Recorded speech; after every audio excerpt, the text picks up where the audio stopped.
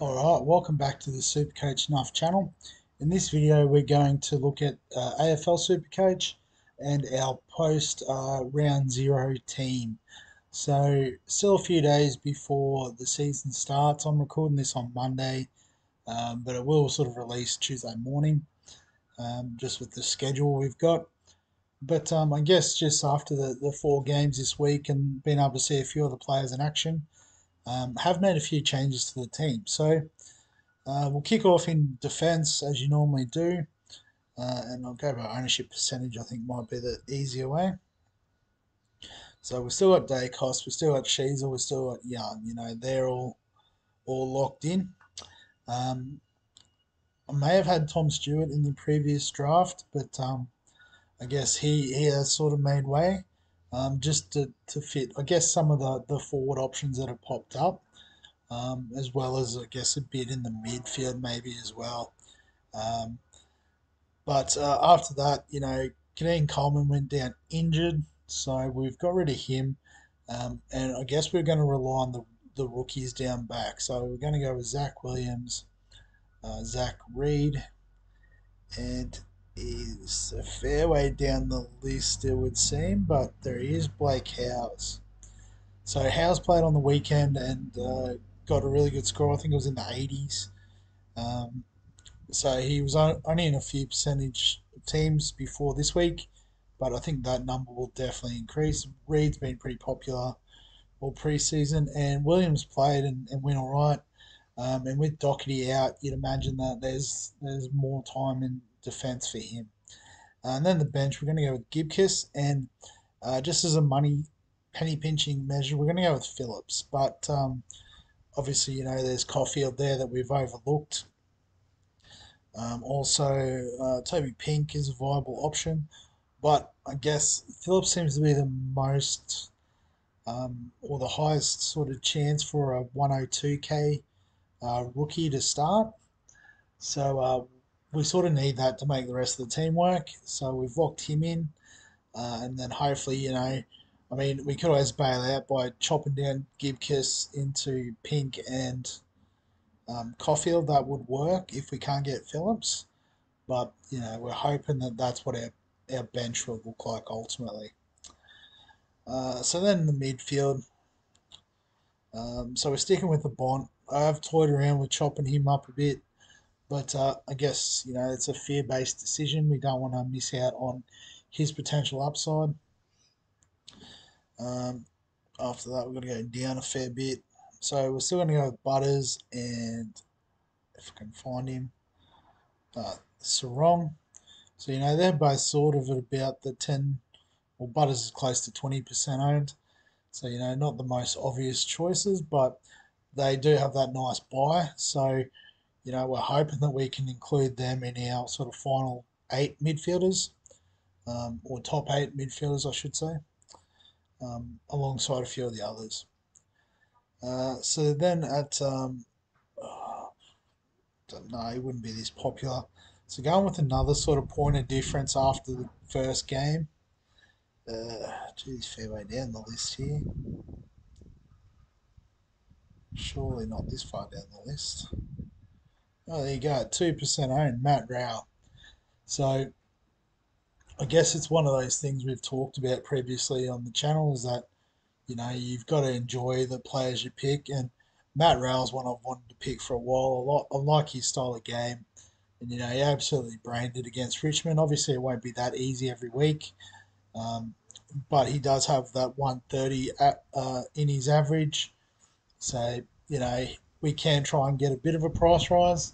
And then obviously if it looks like the pick's not going to work out, we can shift. But, you know, we'll give him a chance. We want him in the team. And so I think this is the perfect opportunity with that bit of a head start that we've got. We'll go back to some more popular options. So Nick Martin at M5. You know, it looks like he's got that nice role in the halfback slot for the Dons.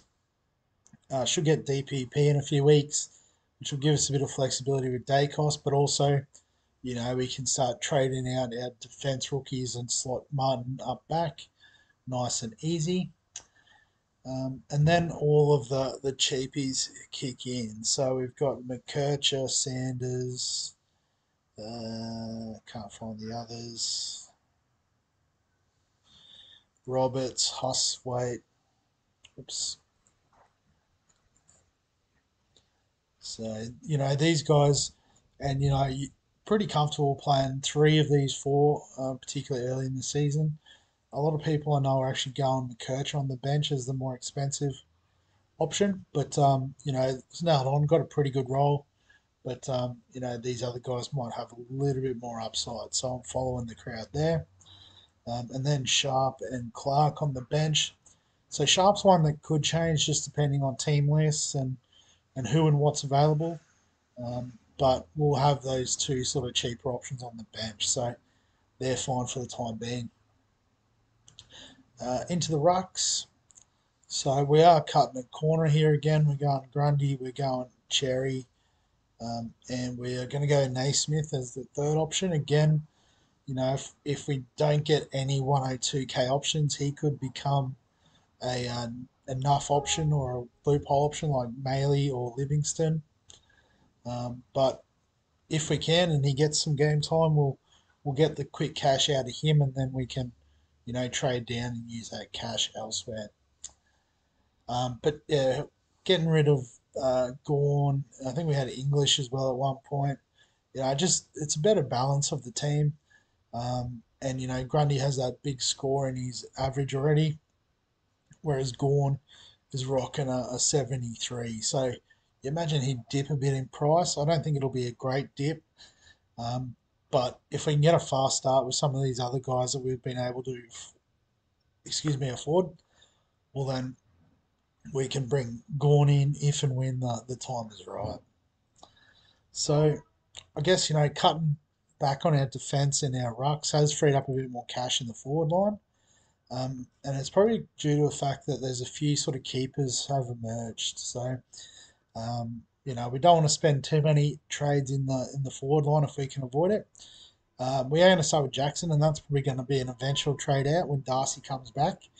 But anytime you can get a ruck playing in the forward line, you take that. We're going to go with Flanders, who looked good on the weekend. Looks like he's one of four that's going to play that sort of key midfield role with Rao, Miller, Anderson. So, there should be plenty of points on offer for him.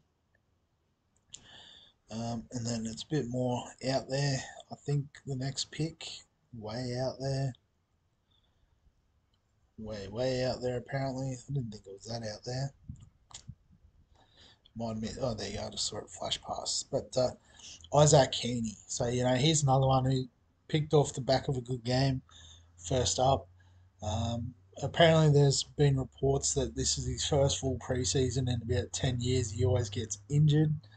So he's always had that potential, but then I guess interruptions in the preseason means he's never hit the ground running. But it sounds like that's the case this year. So, going to play Heaney.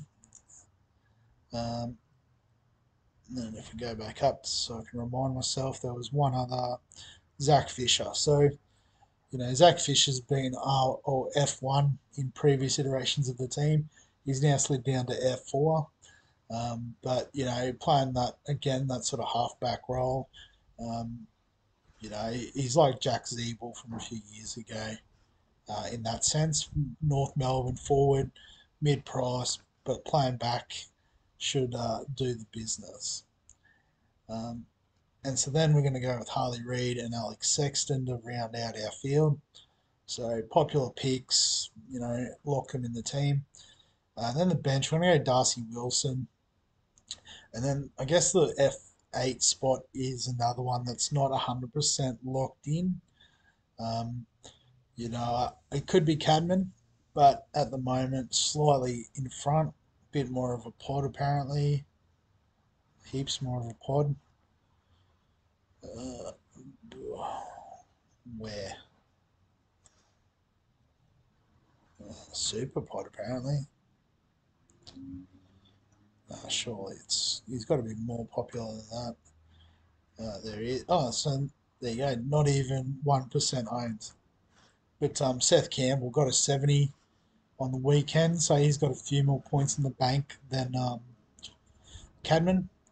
And I think as well, if you look at his forward cheap sort of price playing for a team that's not going to be, number one, you'd think. So it sort of suggests that he's not an out and out forward. So he's probably playing more midfield or defence or something like that to get that sort of exposure and get 70 points. So I think, we don't really, even though it's a forward line, you don't really want those pure forwards. As you can see, we've got, already one, two, three, four DPP players. Sexton and Fisher will be in line for DPP, surely.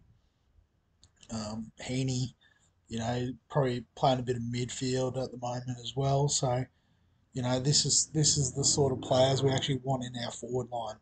And I think Campbell seems to fit that profile. So, it's not to say I won't change to Cadman or someone like that, or, if we go back to the most popular, got to clear that, sorry.